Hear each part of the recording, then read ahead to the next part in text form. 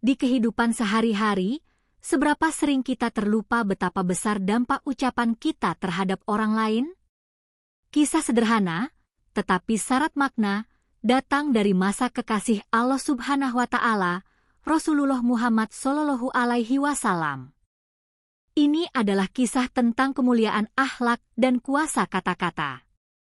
Pada suatu hari yang tenang, Abu Bakar Ash-Shiddiq radhiyallahu anhu, sahabat yang paling dekat dengan Rasulullah Muhammad Shallallahu Alaihi Wasallam, tengah memarahi hamba sahayanya.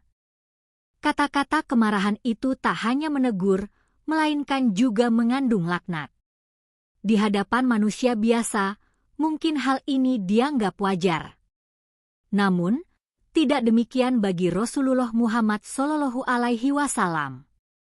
Beliau memandang Abu Bakar dengan penuh makna, lalu menegaskan, orang-orang yang membenarkan tidak patut melakukan hal seperti ini, demi Allah Subhanahu wa Ta'ala pemilik Ka'bah.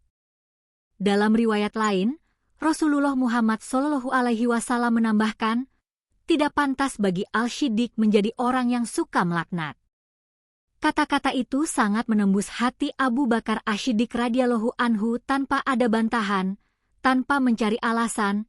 Ia langsung sadar bahwa lisannya telah melukai dan tidak sesuai dengan kedudukannya sebagai Al-Shiddiq, orang terpercaya, teguh dalam kebenaran. Sebagai bentuk penyesalan dan perbaikan diri, Abu Bakar segera membebaskan hamba sahayanya. Kemudian, ia mendatangi Rasulullah Muhammad Shallallahu Alaihi Wasallam dan berkata dengan ketulusan, "Aku tidak akan mengulanginya lagi."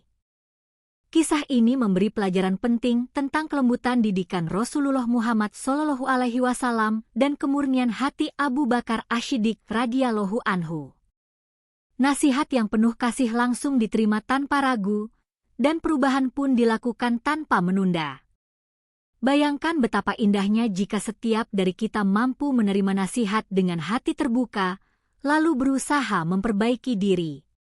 Inilah teladan yang hakiki, mengakui kesalahan, merubah perilaku, dan menjaga lisan agar tidak melukai.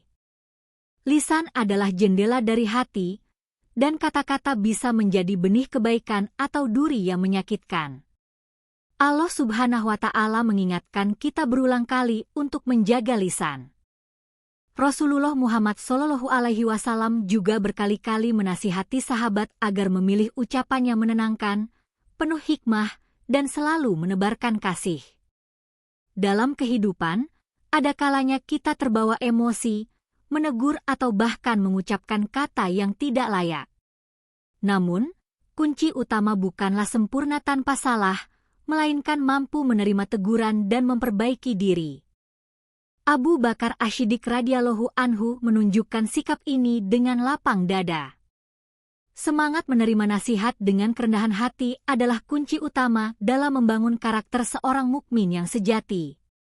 Tidak malu untuk memperbaiki, tidak gengsi untuk berubah, dan selalu siap mengakui bahwa manusia memang tempatnya salah, namun juga tempatnya bertobat. Peristiwa ini juga menegaskan betapa halus cara Rasulullah Muhammad Shallallahu Alaihi Wasallam menegur. Dengan kebijaksanaan, tanpa menghakimi, beliau menanamkan pesan penuh makna yang menyentuh batin Abu Bakar Ash-Shiddiq radhiyallahu anhu. Tidak ada kata-kata keras, tidak ada caci maki, hanya nasihat lembut yang mengubah hati. Seiring berjalannya waktu, kisah ini menjadi pelajaran abadi. Kita diingatkan untuk menjaga lisan, menahan dari berkata kasar atau melaknat. Kata-kata buruk bagaikan api kecil yang bisa membakar kepercayaan, merusak hubungan, dan meninggalkan luka tak terlihat di hati orang lain. Allah Subhanahu wa Ta'ala telah menegaskan dalam Al-Quran bahwa lisan harus dipelihara. Setiap kata yang keluar adalah amanah. Rasulullah Muhammad Shallallahu Alaihi Wasallam bersabda bahwa kemuliaan seorang mukmin terletak pada lisannya, pada kesediaannya untuk berubah ketika diingatkan. Marilah kita ambil hikmah dari kisah Abu Bakar Ash-Shiddiq radhiyallahu anhu. Beliau bukan hanya sahabat yang setia, namun teladan dalam menerima teguran, mengakui kekeliruan, dan memperbaiki diri. Saat hati disentuh nasihat, ia langsung berubah, menebarkan kebaikan dan kemuliaan. Bayangkan jika setiap mukmin mampu menjaga lisan dari ucapan buruk, maka akan tumbuh masyarakat yang saling menghormati, saling memaafkan, dan bersatu di jalan kebaikan. Dunia kita akan penuh dengan kelembutan, jauh dari kebencian. Kisah ini juga menjadi pelajaran bagi diri sendiri. Kapan terakhir kita menerima nasihat tanpa menolak, tanpa membantah? Kapan terakhir kita bertobat dan berjanji untuk tidak mengulangi kesalahan yang sama? Janganlah menjadi pelaknat. Jangan biarkan lisan menjadi sumber penyesalan.